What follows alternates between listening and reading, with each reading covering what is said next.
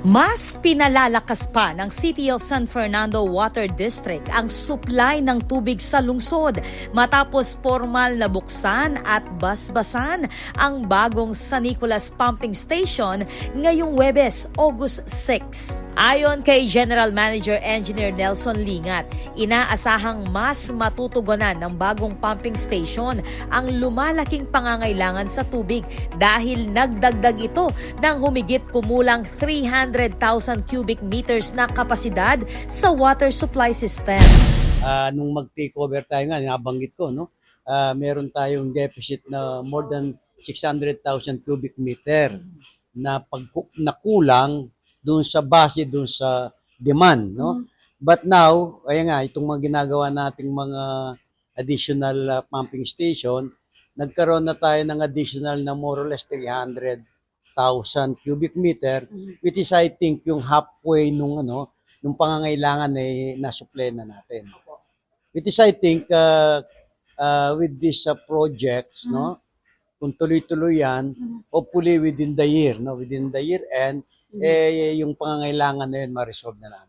Bukod sa mas sapat na supply, layunin din ng proyekto na makapaghatid ng ligtas at potable drinking water sa mga consumer. Unang-una, ang mandato natin dito is to give na hindi lang yung supply but potable water.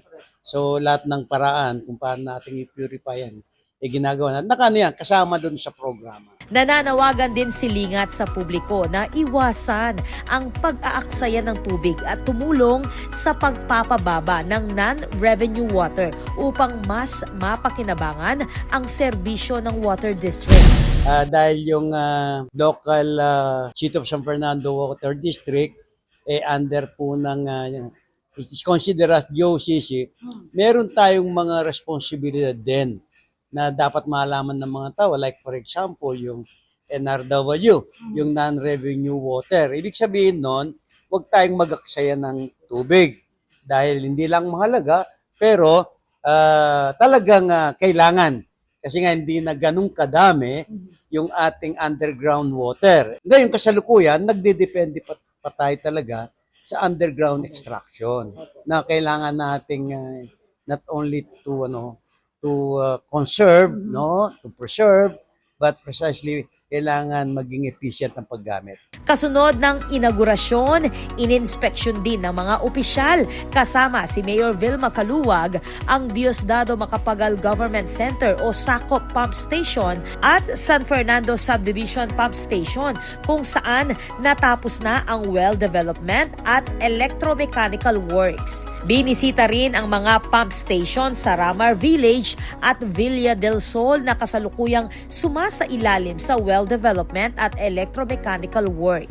Alata mo pa pong pabanwa anyang take over la ring water district. Pero yun na po in Karagul improvement. At bayo po datang in November 17 na take over ya in water district. Akit yu po manawane po in Ciudad San Fernando, King Danum, uling by that time po halos miyari na la rin kaya katamong pagawang pumping station ampong kukumpunyan pumping station. Ita po in asiguro po. Alikya po matutod ne po, kumbaga po, impo kasing problemang miras king gamat tamo, eya po overnight solusyon.